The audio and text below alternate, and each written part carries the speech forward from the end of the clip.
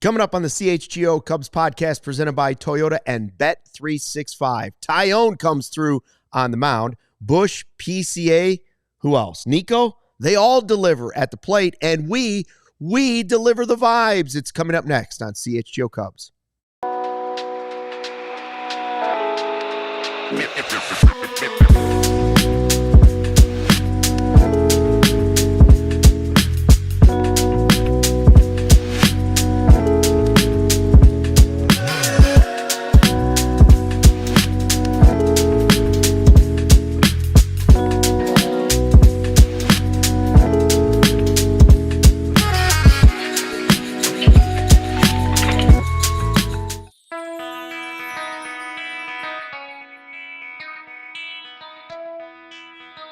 Hey, Chicago, what do you say? This is the CHGO Cubs podcast driven by Toyota. Let's go places and Bet365. Whatever the moment, it's never ordinary. Use the code CHGO365 when you sign up. Cubs win 7-3 over the Reds. It is another series win, Cody Delmendo. And it is 6 straight series wins for your Chicago Cubs. We have Sarah running the 1s and 2s today. Hi to everybody out there already in the live YouTube chat here at the new CHGO Cubs YouTube channel. Make sure you subscribe while you're there. Check us out, then subscribe, hit the like button, give the good reviews, all those things, and then most importantly, tell a friend, tell a neighbor, tell a stranger. And anybody else. An enemy. Feel like telling an enemy? Tell an enemy. Yeah, Cubs score a bunch of runs with 2 outs today. The offense was great. The wind was blowing in. We'll talk about that. We'll talk about Taillon. We'll recap the series. We're going to celebrate Big Z today for his birthday, and we'll have some fun with this. So thanks for checking us out. Cody, you are not doing a beer bat chug. That is official?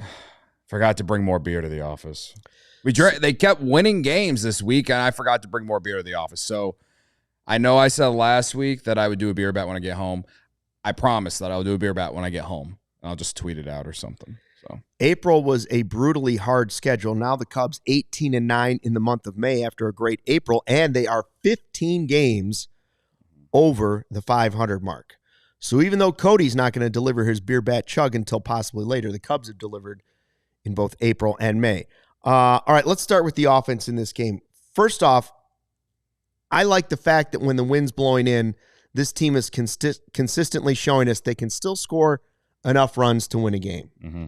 Something they kind of whined about a little bit in the offseason last year was, well, the wind was blowing in. It was the toughest ballpark to play. And my response would be, well, it's the same for both teams. Mm-hmm. So go out and win the game. And they have done that this year. They have done exactly that. You know, they got the 1 home run from Bush, which was good for him. But the rest is a bunch of guys with 3 hits. Nico with 3 hits. PCA with 3 hits. Stolen bases for guys, right? Right.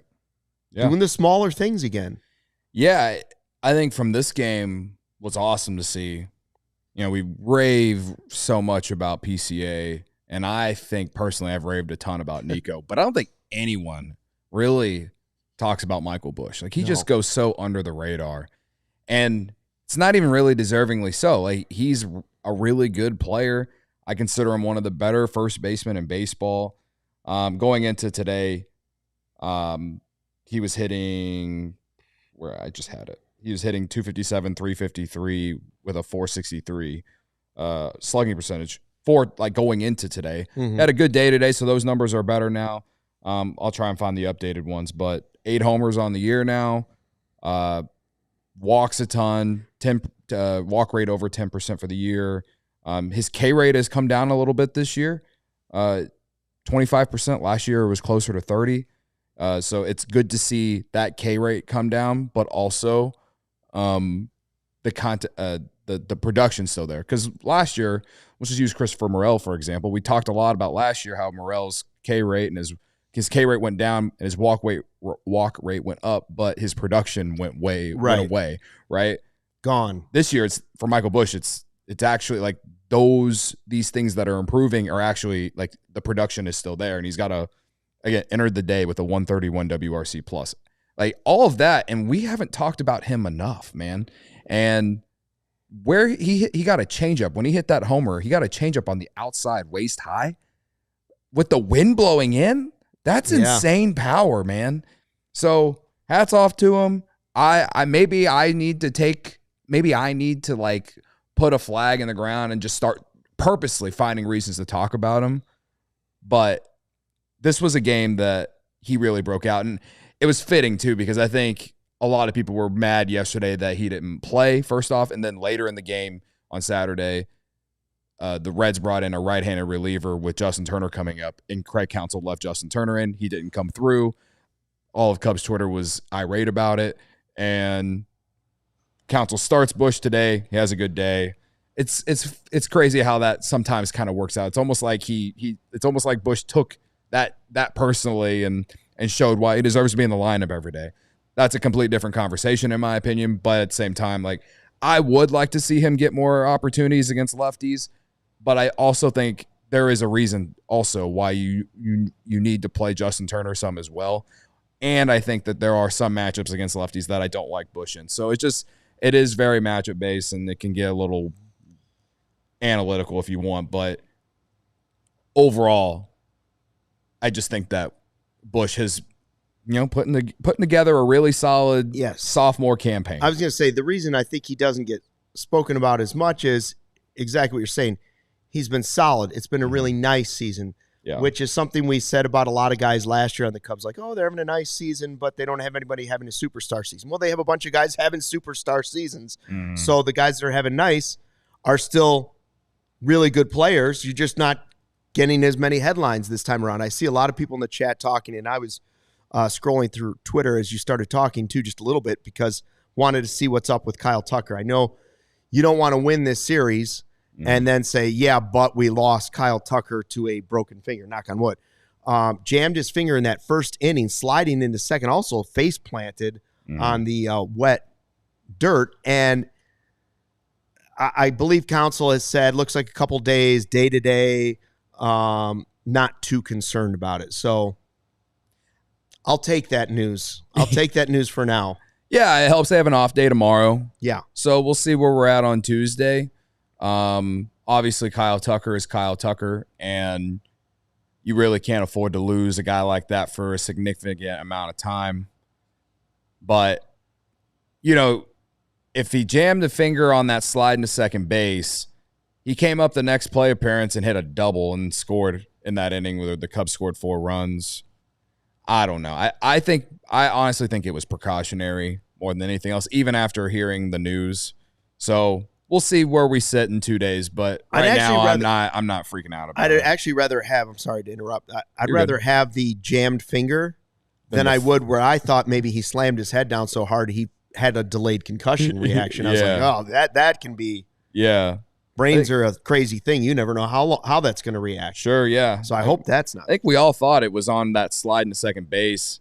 It was awkward. And like he went head first and just kind of stopped. Yeah, his right hand got caught underneath him. So that's he didn't jam it on the bag. He jammed it on the ground. Right, yeah. So they'll probably tell him, hey, don't water the dirt quite as much in the first inning if you could, please. Yeah. By the way, be aware of it. By the way, I found the updated stats for Michael Bush /line. 266, 366, 486 /line now with a 140 WRC plus. So, 205 play appearances coming today. So pretty solid sample size. 50 strikeouts to 23 walks on the year. The walk rate's up to 11.2%. The K rate below 25%. So, he's having a great year, man. Yeah. So Bush had a big game. We hope King of the North is okay. It was a typical PCA day. And by that, I don't mean like the superstar stuff, right? Yeah. He didn't have 2 home runs. He wasn't, stealing third 3 times. He didn't steal home. He didn't have some like off the wall crazy play. It was typical great PCA. 3 hits. Yep. 2 stolen bases and an RBI. Impacting the game in all over the place. You don't look at it and say, wow, that's a bunch of highlight reel plays today. But he had a major handprint on this game. Like when you look at it and say, oh, wow, PCA really delivered in this game. It wasn't one play that was great. Yeah. But he constantly was impacting the game throughout the 9 innings. Yeah. 2 stolen bases, stole second. Yep. Didn't steal third or home, but he stole second twice. Yes, he did. 19 stolen bases on the season. The Vegas line was 29.5. Can't wait for that to cash. He was slumping in that series against the Rockies, or I just told someone online that people use the term slumping way too much.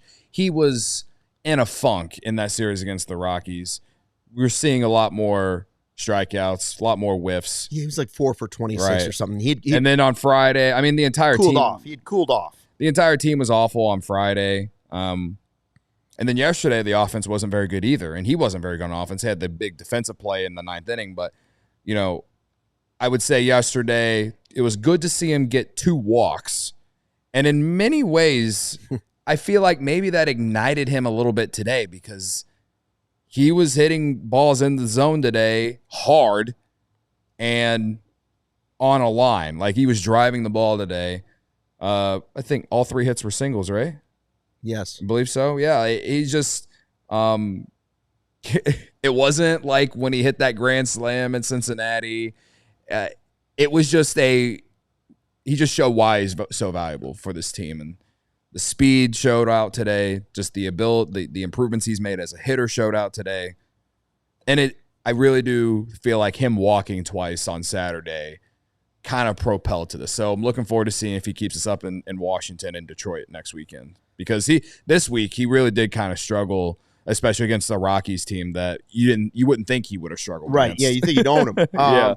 And it's funny, they talk about how sometimes guys can take struggles at the plate and it carries over to the field, but at the end of the game yesterday he makes a catch that almost nobody makes in baseball. Yeah, I believe it was like 10% probability, right? So it didn't carry over. He's still doing all the other things. That's what I'm saying. Like he had 2 walks yesterday, comes into this, yes, he gets the 3 hits, but the 2 stolen bases were just as big. Yeah. So I like seeing both of those things. 3 runs scored too. So. Yeah, 3 runs. I mean, he's all over the place. Yeah. I think it was Evil Wax said in the live YouTube chat here at the new CHGO Cubs YouTube channel earlier in the show, talking about to think about a lot of the guys we were talking about trades or on the trade block, quote unquote, because we don't know who they really did look into trading. But Nico was one. Seiya was another one when they were saying, oh, we got too many outfielders. What are we going to do? He doesn't want a DH, yada, yada, yada. And Taillon was the other one. We'll get to Taillon in the next block, but it is true. Nico is having, and I think we talked about it even last game that we did. Yeah. Nico's having a great game. He had 3 more hits in this one. He was, he's everything right now. Yeah. Glad they didn't trade him. Yeah, Nico is I tweeted it during the game. He's showing the true value that he brings as a hitter. 2 years ago in 2023, that's when he really, I feel like he showed that he was arriving. He ended up being nearly a 5-WAR player that year. But a lot of that value was from defense. He was a good leadoff hitter for that 2023 team. But I think he ended up hitting like 9 homers that year.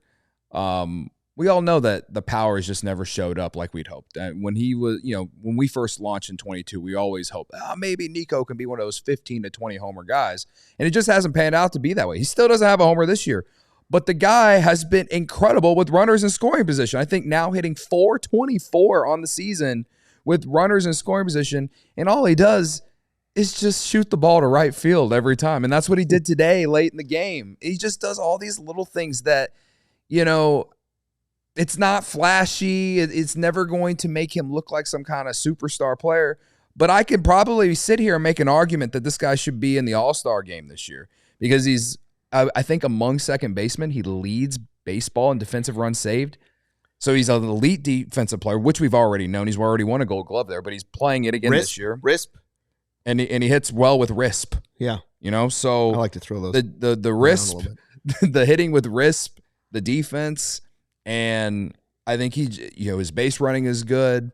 He's a very, very solid player. Never going to be a superstar, a fringe all-star. Maybe in 10 years we'll look back and say maybe he's probably in the Hall of Very Good. You know what I mean? But to me, he's putting together his best season. And I thought 23 was, like his best season coming into this season. And he's kind of doing it even better. He's hitting a guy like him hitting 300, even though since he doesn't walk a ton, is huge. So he's getting hits. He's hitting the ball on a line a lot, and he's getting the big hits when the Cubs need them. That's why I've been pretty fine with him being in that 5-6 hole in the lineup every day. Baseball's too hard to predict. You don't draft a guy in the first round and say he's going to be a future Hall of Famer, but you sure hope a guy turns into the player that Nico Hoerner is. Yeah. When you draft him in the first round. For as late as they drafted him, if you do that on a consistent basis, you're going to have a really good team moving forward. We're going to talk about Jameson Taillon, what he means to this rotation in just a second. But first, Cody, a word from our sponsors. I got to find it. I'm here. Sunnyside Cannabis Dispensary. Sunnyside Cannabis Dispensary is your home for judgment-free cannabis shopping, a place where all kinds of visitors are welcome to explore, discover, and purchase a wide array of high-quality products.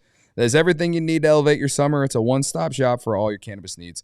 Sunnyside has an expertly curated menu with over 100 strains to choose from, plus easy online ordering and in-store pickup. Luke, if you're starting out, Sunnyside has expert guidance and brands they know you'll love, like Good News and Mindy's. If you're a pro, they got you covered with over 100 strains, like I said, on the menu, and new ones added daily. And they definitely know that you'll love Cresco and Florical's incredible quality and consistent products. So visit sunnyside.shop for bright buys every day, including 50% off your first 3 online purchases. Enter promo code HICHGO at checkout to qualify. Exclusions apply. Sunnyside Cannabis Dispensary, bright buys every day, only for 21 plus or Illinois medical card holders. If you've ever tried to buy a home, get a loan, or just deal with money stuff in general, you know it can be a lot. That's why we have to tell you about the Rate app. It's seriously a game changer. You can get pre-approved for a mortgage in minutes without the need to jump through a million hoops. And if you're thinking about a home equity loan or a personal loan, you can secure one of those in under 15 days. The Rate app is here to help you find the best homeowners and auto insurance as well, based on what you actually need. The whole thing is powered by AI, so it's smart and it saves you time and money. Something unexpected, though, here's the bonus. They've added over 800 free wellness videos, stuff like meditation, breathing exercises, stretching, basically tools to make you feel better mentally and physically. So if you're stressed out about a loan or a mortgage, seriously, just let the Rate app handle it. Once that's covered, then you can go hit one of their free wellness videos and just chill out. It's one app that helps you with both your wallet and your well-being. Download the Rate app to get started today. And we have a ticket giveaway with the Rate app as well. Enter Rate's CHGO Summertime Sweepstakes. Rate and CHGO hooking you up with some sweet summer baseball tickets. Score 2 Rate Club tickets to the Cubs Sox Crosstown Classic coming up at Wrigley Field on July 26th. That's a Saturday. Rate Club is all-inclusive food and drinks. Oh, yeah. Now you're talking my language. Yeah, that's what Download the Rate app and visit allchgo.com/rate to get signed up today. That's allchgo.com/rate. No purchase necessary. We were talking about Jameson Taillon. I said I'd mention him in this block. This is 4 straight quality starts. We have been here on this CHGO Cubs postgame show quietly and not sometimes quietly saying guys need to step up with Steele out and Shota out. Said this, even though the schedule got drastically easier in the month of May, with those guys out, it still could have gone all the wrong way because you lose the top 2 guys in your starting rotation and your number 5 hasn't played at all this year in Assad, and things can go south really quickly. Jameson Taillon is one of the guys that has helped keep the ship afloat. 4 straight quality starts. I got to hand it to him. The home run was 117 miles an hour at the end. It seems like every one of his starts ends with one of those for some reason. Mm-hmm. But this was this wasn't just a quality start. This was really good start. Yeah, I would guess, and I think they said on the broadcast, Taillon's probably more mad about the walk before the home run. So, I know that he's kind of had a home run problem, and this is the first home run he's given up in a while where there was actually a runner on base. I think it's definitely worth having a conversation if you want to talk about the issues that he might have. But on a day like today, he attacked and he continues to be really, really good at Wrigley Field. He pitches really well at Wrigley Field, and let's see, Friday, Colin Ray wasn't very good. And then yesterday, Palencia pitched. Ben Brown was great. Ben Brown was great. We'll get to him obviously, in a little while. And Drew Pomeranz pitched as the opener. The point I'm getting at is that they had kind of used some of their arms Friday and Saturday, mostly Friday. But what Taillon is giving them right now is exactly what they need, because however it's getting done, he's keeping them in games. You know what I mean? Like, if you're going to give up homers, make sure they're solos. We talk about Shota Imanaga a lot in the offseason about how he gave up like 27 homers last year. Right. But we all look at him as like the Cubs ace. You know what I mean?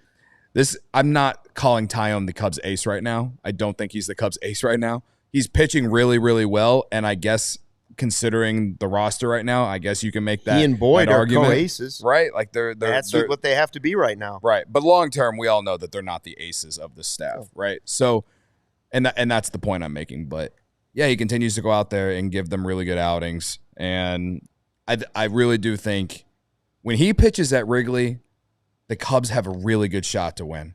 I get more fearful of him when they're on the road for some weird reason. I heard Counsell talking pregame about how he's equipped maybe more than any other pitcher in the Cubs rotation to take advantage of the weather sometimes.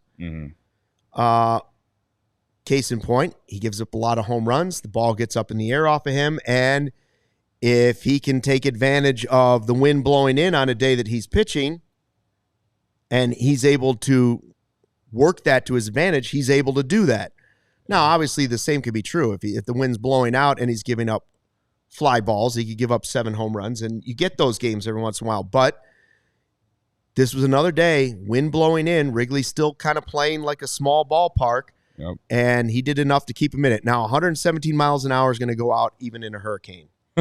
Yeah. 117 miles per hour. It was barely fair, but it was out. Yeah.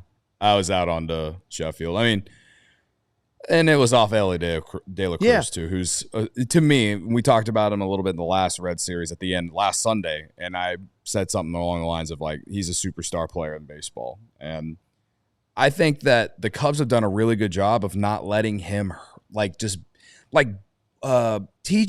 Friedel has hurt the Cubs more than Ellie De La Cruz has. And I guess in a way, like, I'd rather have that. But, yeah, whenever you walk the guy in front of him, he'll make you pay like he did today. But when the offense scores, at the time they had 5 runs, you're like, okay, let's just not blow this. And then they went and tacked on more runs. So, it's a benefit for the pitching staff when they feel like even if they give up a home run like that they're still you're still in the game, and they don't have to feel perfect. And there's so many times last year we sat here and was like, this pitching staff feels like they have to be perfect every single day. Yeah, you don't have to do that with this offense, even when they're not hitting tons of home runs in a game like today. Taillon had command of the fastball. He threw 18 changeups in the game. He's just a solid veteran pitcher. Yep. Is he the ace of a team that's winning the World Series? No, but you have to have guys like him, and he eats innings, and he stabilizes the rotation every once in a while when you really need him to. I think he's a really popular teammate. I think he's been a great signing. I don't think you want underrated. I think Taillon's been underrated while he's been here. I think most people totally overlook him.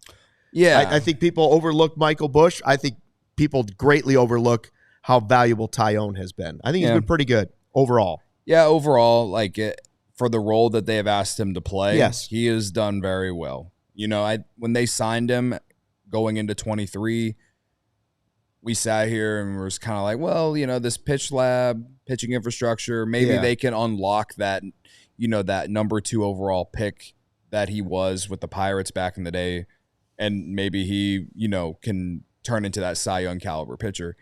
Now, he struggled that first year, right, in the first half of the season, mostly. Rebounded in the second half. And since the beginning of last season, he's been, as consistent as you can ask for a guy that is getting paid what he's getting paid. Considering what the best pitchers are making in baseball, he's making, $15-16 million. What he's doing at that cost is in my opinion, exceeding projections. So, yeah, he's, I think the projection systems kind of thought he would fall back a little bit this year, finish somewhere with in the middle, like a 4.5 ERA, considering he was like a 3.2 ERA last year. Yeah. Listen, but I think that ERA is well under 4 now after today. So. Yeah, and I was talking about draft picks. You talking about a number 2 overall pick. I think most teams, if they draft a guy number 2, they'd be happy to get this guy. You know how many top 10 picks bust out anyway? Yeah, that's true. Yeah. You know, and if you get a solid major leaguer when you draft somebody, that's almost a win at the major league level. One other thing that was really great for him today was his defense at third base. Matt Shaw has been flashing the leather all weekend long, and he did it again today. At least 2 or 3 plays. He made great plays.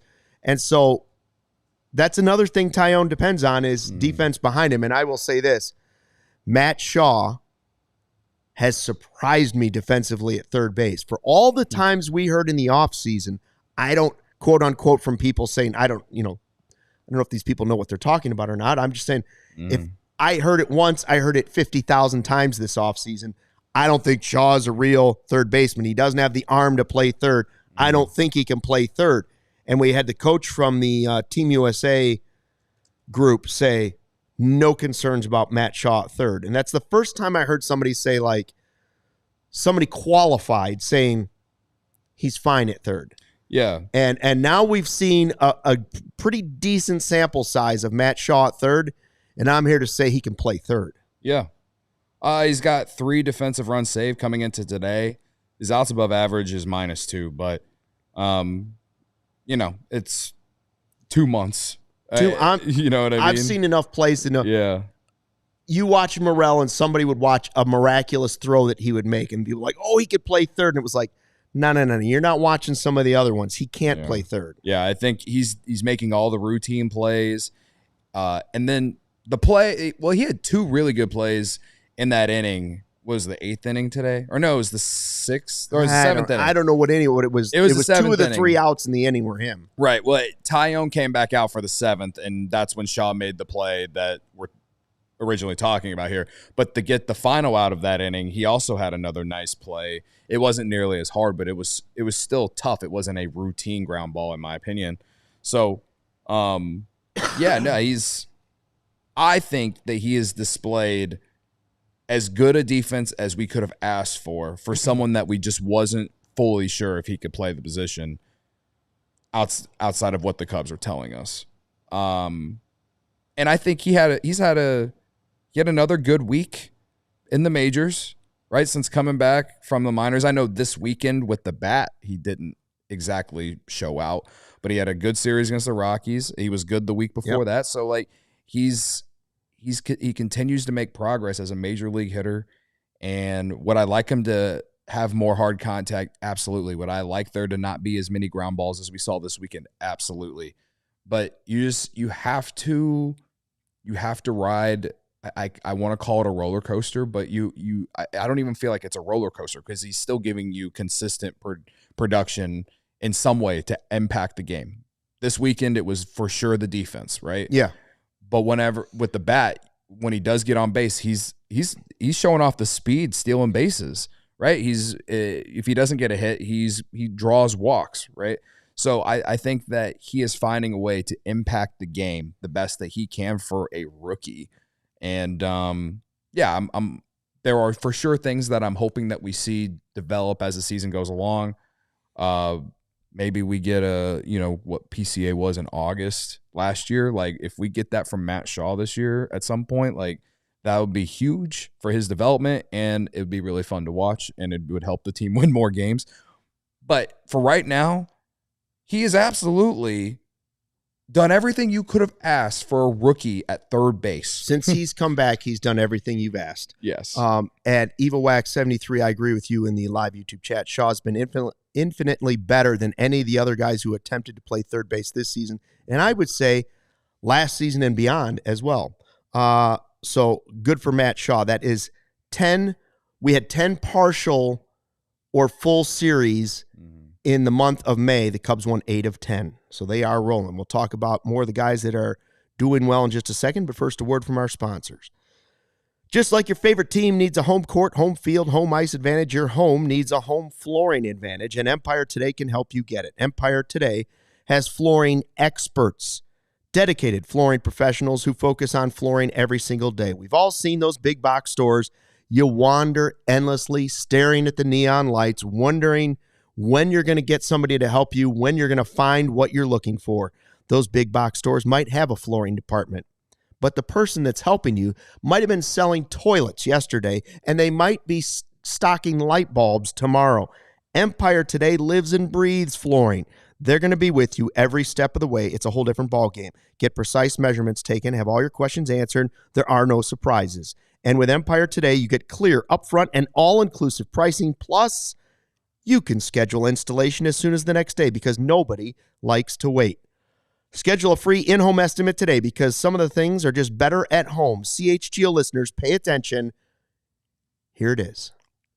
You can receive a $350 discount when using the promo code CHGO. You heard me right. You type in CHGO at promo code, you get $350 off. Restrictions apply. Visit empiretoday.com/CHGO for details. Hey, baseball fans, if you're thinking about upgrading your drive this season, Toyota's 2025 lineup is definitely worth a look. First up, there's the RAV4. Versatile, reliable, and always ready for a little adventure. Then there's the Grand Highlander. Plenty of room, super comfortable, great for families and long road trips. And if you're looking for efficiency, there's the Corolla. It's got you covered. Smart, stylish, and easy on gas. Need something a little bit tougher? How about the Tacoma? Brings serious durability, whether you're on the road or off the beaten path. And finally, the good old Camry. Sleek, fun to drive, and packed with performance. Summer starts here. From sun-soaked adventures to weekend escapes, our versatile lineup is ready to ride with amazing deals to match. So visit your local dealer and find yours today. You could check out the full lineup at Toyota.com or stop by your local Chicagoland Toyota dealership. Toyota, let's go places. Everyone, right now is a great time to become a CHGO diehard and upgrade your fandom today. We got the discount right now, the start of the summer. What are we start of the summer deal? Yeah, summer discount deal, right? $36. $36. Wow. $36 become a diehard for a whole year. For a whole year, yeah. Get access to our exclusive written content, a free T-shirt, plenty of discounts on future merch and events, plus access to the CHGO Discord Lounge.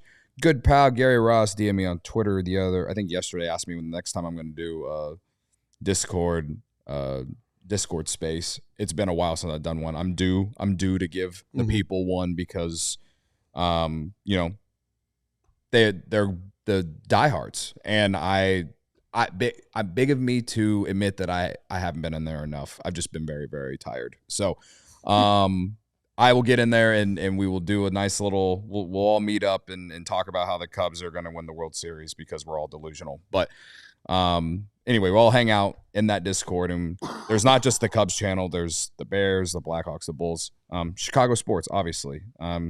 So go to allchgo.com for the latest information on how you can join the thousands of CHGO diehards in our community. We cannot wait to connect with you on an even greater level. Before we go to the next segment, Sarah, can you search? There's a guy named Justin who was slandering me in the chat. Justin slandering Cody. Cody had no faith in the Cubs. Win 7-3. Cody had no faith in the Cubs, he says. If it makes you feel any better, this is only we saw this chat. It got banned from a YouTube chat, so no one saw this. Oh, yeah, because we have we have a filter. Well, I wish it would have filtered so I didn't see it. Because I'm like, when did I not have faith? I've had more faith in this team for That's why I had to create reality spray just to cool them off. You guys get the behind the scenes. We don't. I had to cool them off a couple times. I in the off season, I sat here and after they made the trade for Tucker, I don't know what does he mean. I've been very high on this team. Now I've had my criticisms about ownership and all this stuff. That has nothing to do with the team though. And how they actually built it. I think that this team could legitimately be a World Series contender if they had signed Max Fried, but they didn't want to spend the money. They wanted to be $30 million under the luxury tax, brother. And that's why Godfather's in our chat every day. And even though the team is 15 games above 500, he's sitting here talking about how Ricketts isn't going to pay Kyle Tucker. And I can't necessarily blame him. So anyway, I'm enjoying the ride. This team is good and they are fun, and we've won 6 straight series. Yeah, I'm enjoying it. I don't know why anyone thinks that I believe. Cody's like the number 1 cheerleader of this team, and I'm Captain Positive, bro. Captain Positive. That's what everybody calls me. Here comes Captain Positive. Yeah, Captain Positive to my right. All right, let me give you something to be positive about. Ryan Pressly struck out 3 straight guys. Oh, man. 3 straight guys. And maybe it's just the role. Maybe he's just working it back and putting in the hard work off the field, in his sessions on the side. Yeah. Presley's looking good. I'm in no rush to put him back as closer. No, I don't even think it's happening because Palencia has been great too. Yeah. And Hodge eventually will be back. I just like the way the bullpen's starting to look. The bullpen has been I think they tweeted it yesterday. The bullpen, since that crazy game against the Diamondbacks on April 18th. Best ERA. They've had the best bullpen ERA in baseball. Yeah. All right. Now, my big question is can this be sustained throughout the rest of the season? And I think that's a fair question. But Ryan Pressly, I don't think any of us truly really felt like he was going to be the closer by the end of the year. Did I think he would have lost the job in May? No. But he definitely has rebounded since that blow up against the Giants, right? And if he's your 7th, 8th inning guy, you're paying him $8.5 million. Who cares, right? It's 1 year, whatever. I do think that there is a world where he is going to be pitching a big inning in a big moment at some point in the second half of the season, and he will come through because he's got the experience, and he is showing that he still deserves to be in the majors. He is not giving Hector Neris like so many people fear. Does he have some moments where he doesn't have it and he's giving up too much hard contact? Absolutely. And today, 3 strikeouts. They were up 5 runs, whatever.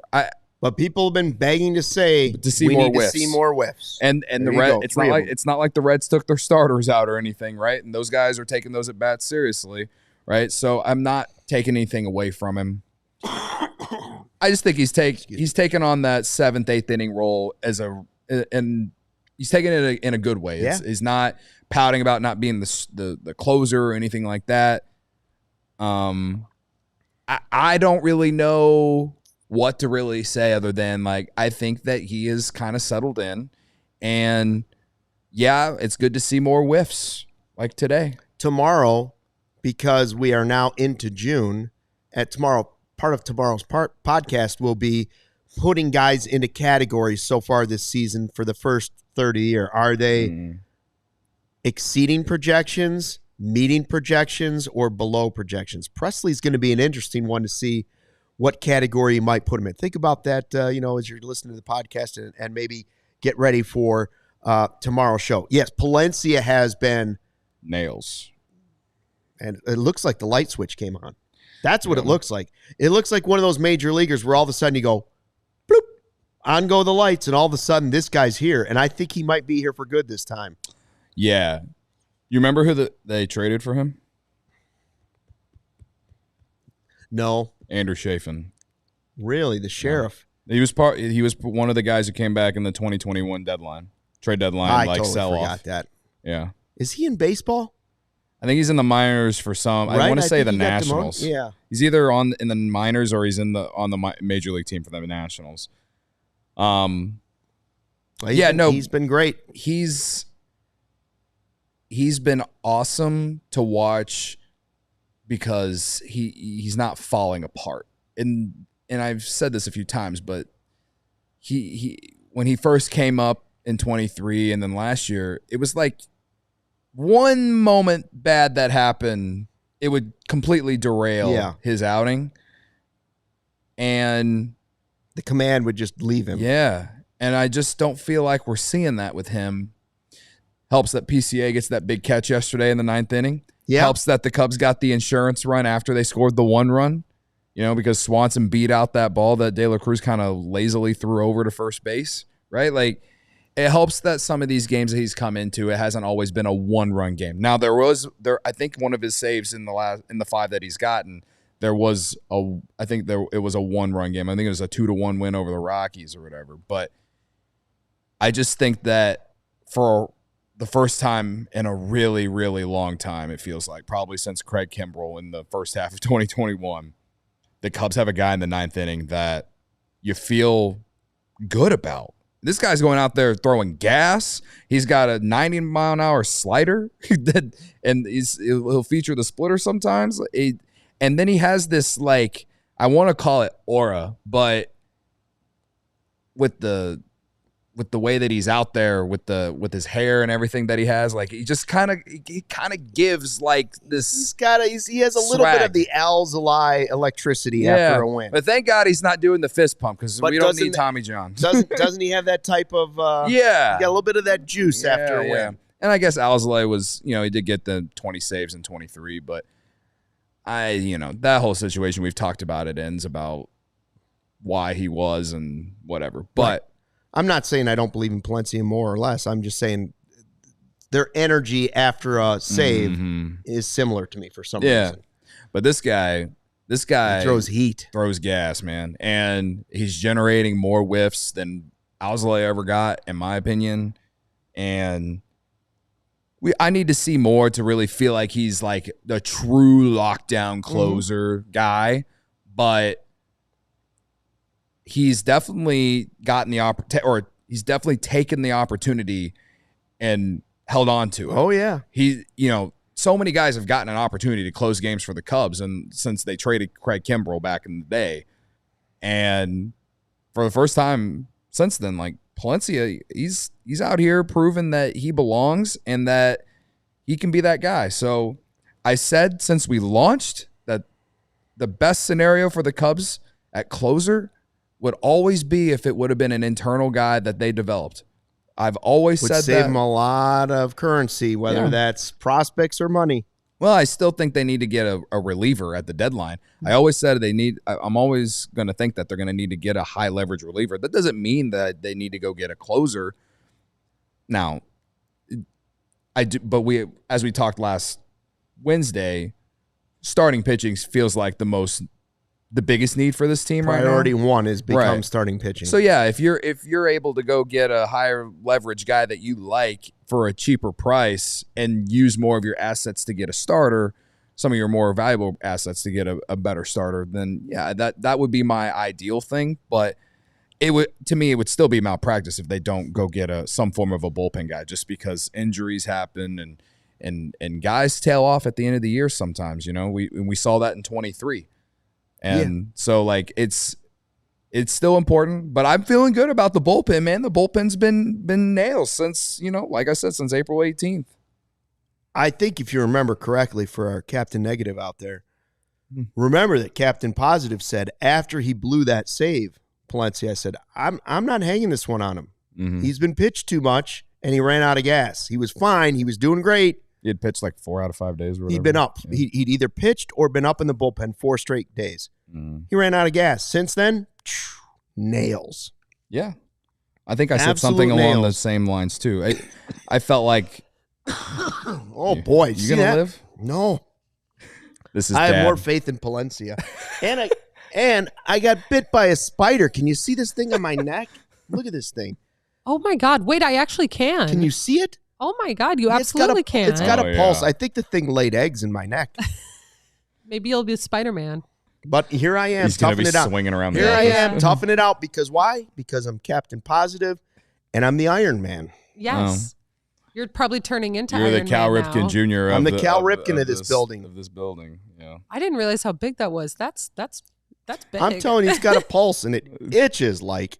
Yeah. I believe you. Oh.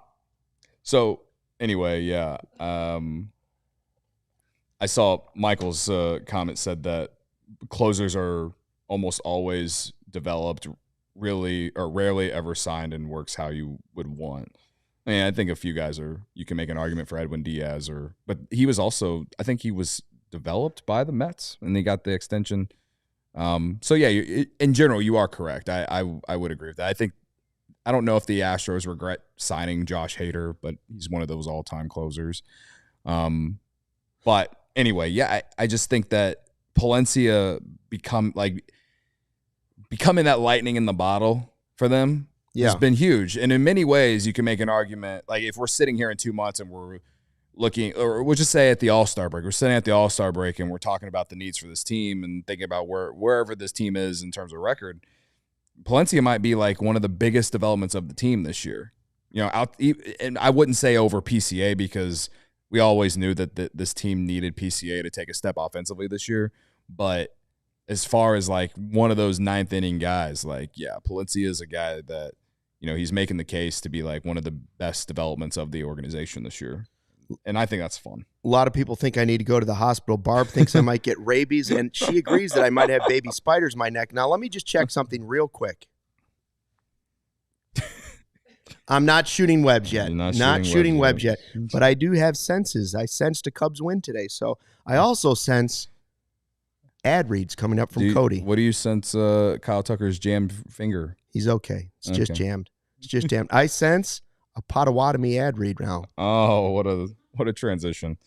It's been a month since our big takeover in Milwaukee, and we still can't stop talking about what a great time we had at the Potawatomi Casino and Hotel. We all made money at the casino. We all had a great time staying at the casino and hotel. Great food, great vibes. And yes, like I said, a bunch of us won money. Everything was first rate. The Cubs won. The rooms were nice. The service was great.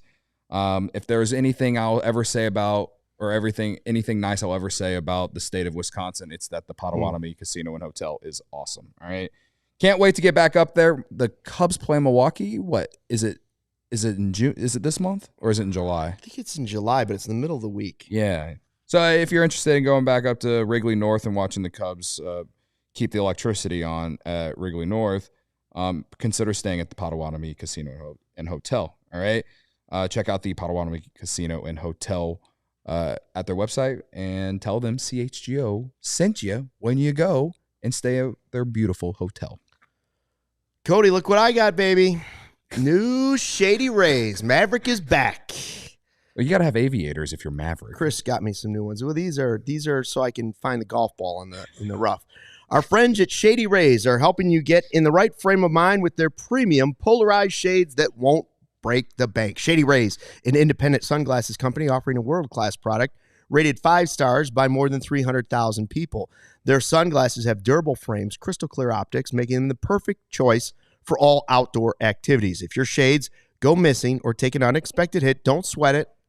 They have the most insane protection in all of eyewear. Every pair is backed by their lost or broken replacement program.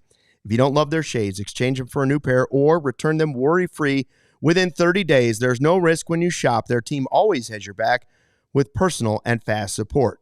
CHGO viewers and listeners, go to shadyrays.com and save 35% off polarized sunglasses with the code CHGO. Over 300,000 people have rated Shady Rays 5 stars, so use that code CHGO today at shadyrays.com. Now, again, since I was bitten by a spider, I have very acute sensitivity to sunlight, so the Shady Rays coming in handy. Some people worried that it might have been a brown recluse. It could start eating away at my skin. We'll find out. I mean, I guess we'll see. It has started to react. I mean, there's no question there's a reaction there from my skin. Did you get this bite last night? 2 nights ago, and it still looks like. I mean, I don't think it's a recluse because I don't think I'd have a neck bite now. I don't know a whole bunch. I was gonna say if it's been 48 hours and like you're still obviously doing a show and working and driving. I am, but it's not going down at all. And the itching is intense. It'll take a few days. Intense itching. What kind of spider do you think it was? Maybe one of those big wolf spiders. I was gonna say, what are they called? A black widow or something? No, I hope it wasn't a black widow. I don't think I'd be here. No, you would not be here if that was it. Craig wants to know if I can see the Powerball numbers. No, what I have seen, though, Cody, is Ben Brown use an opener, and I'm curious if the Cubs will do that again. Now, I'm assuming, I didn't hear the postgame yesterday. I'm assuming the thought process is, hey, why have him face the 3 toughest batters when you can skip those one time and just have them go through the middle of the order and the bottom of the order and then just face those other guys maybe once or twice instead of 3 times. whatever it was, Ben Brown was really, really good. Yeah. As you know, I was defending Ben Brown as if I wasn't, what's the show? Jon Snow.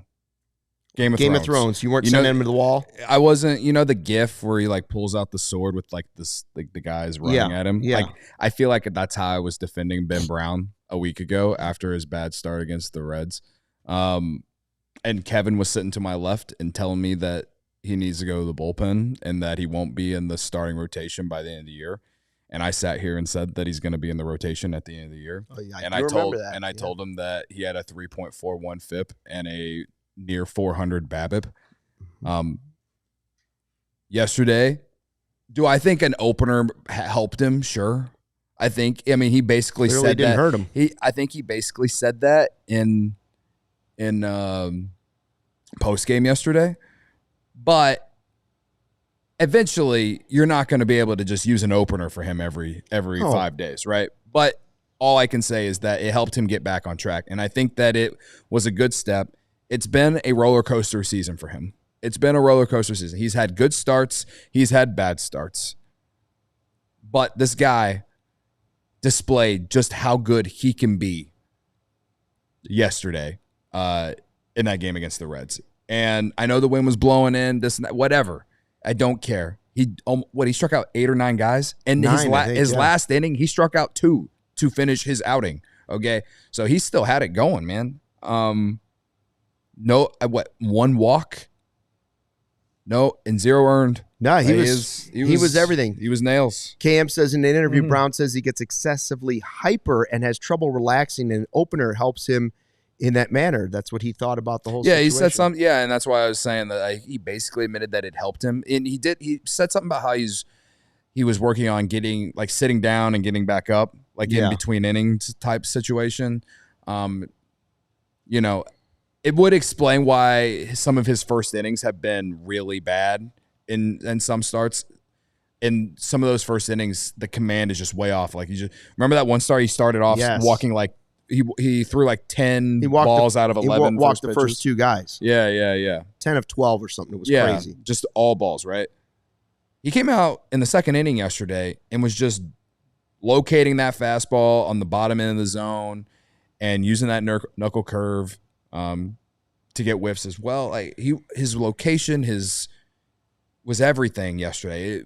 Everything that he did yesterday is like, it reminded me a lot of that 7 innings of no hits in Milwaukee last year, and even some of the starts before that in 24. So, I hope it's a start of a really good run for him, because the Cubs need it, because this rotation has been sus, and I think Colin Ray's regression is here, and obviously Steele being out for the year is a thing.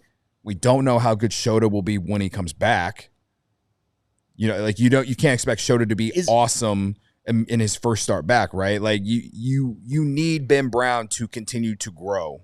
You know what I mean? Along with Cade Horton and Taillon to be what Taillon is, and Boyd to still be awesome, right? But like I said, this Colin Ray situation, the last two of his starts gives me more concern for, like, long term than what Ben Brown's season has been so far.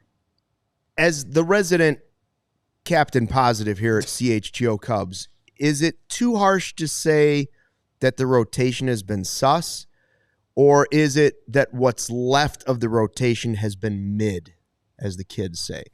You know what I mean? Like, Taillon's been better than mid. Yeah. Boyd's been better than mid.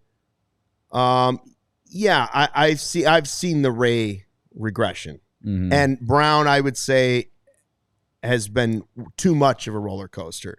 Yeah. So I kind of feel like what's left has been a little bit more mid, but most of them are pitching in spots or rank, if you will, where they don't really belong right now. Oh yeah. That's part, like, well, if some of these guys that are roller coasters are struggling a little bit, we're at the very bottom of the rotation and only pitching occasionally, I'd feel a lot better about it. But you can't, because you've lost Steele, you've lost Shota, and you don't have Assad.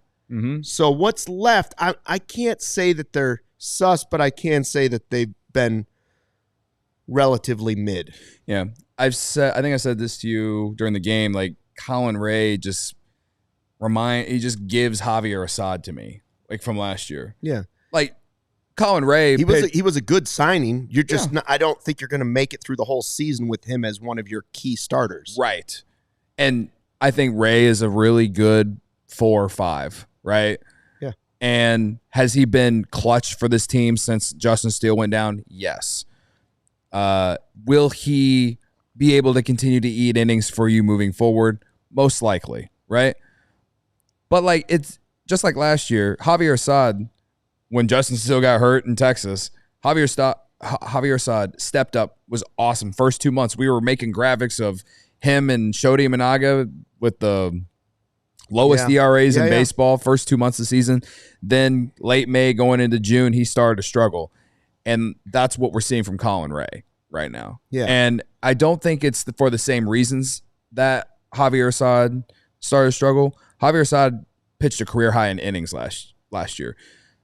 Colin Ray pitched like 170 innings. So I don't think it's that. It's just the fact that Colin Ray is being used in a role that, to me, the Cubs didn't sign him to do this every 5th day, be a starter every 5th day. They wanted him to do what Chris Flexen is basically doing with occasional spot starts. Right. You know what I mean?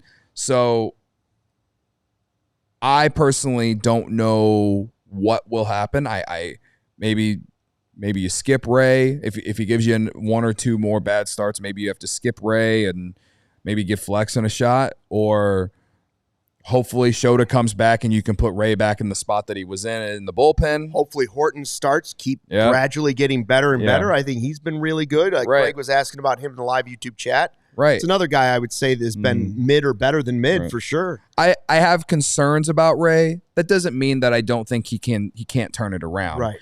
I am just a little concerned about some of the hard contact he's been giving up. And Friday's game, what a turnaround just for the entire weekend, considering how bad Friday's game was. I mean, we were in left field, and they had 1 hit through 7 innings, and Ray had given up 6 runs. You know, it was not a good game. So big on the entire team for picking it up the last 2 days since then. But, yeah. So overall, stock up on Ben Brown. Yeah. Stock down on Colin Ray. Ideally, I hope Ben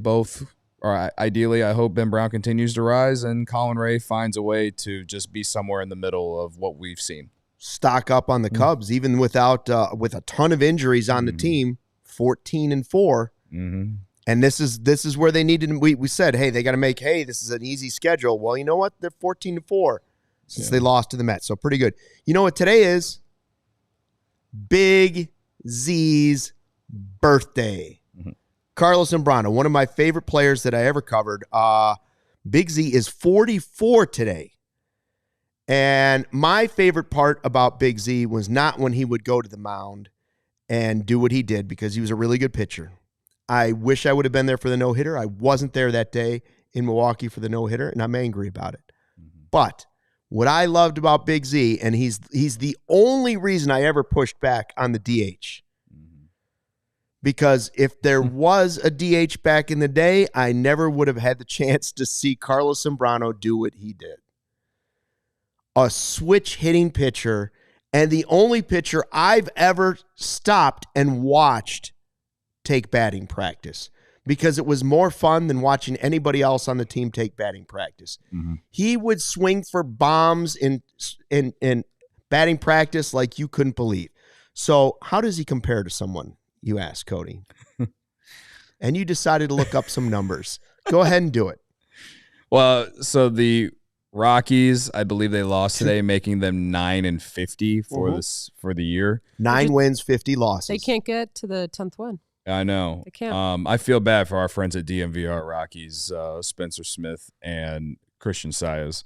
But Carlos Zambrano, for his career as a hitter, actually is very close to the 2025 Colorado Rockies. All right.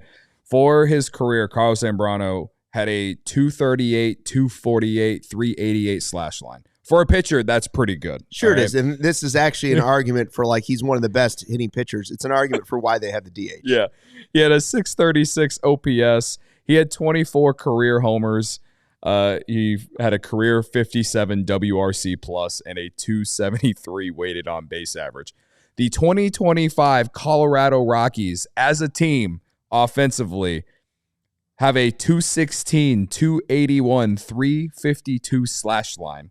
Carlos Zambrano is better than all three of those in the slash line. He had the Rockies as a team have a 633 OPS. As a team, they have 48 homers. I would hope that they would have more homers than Carlos Zambrano at this point in the season.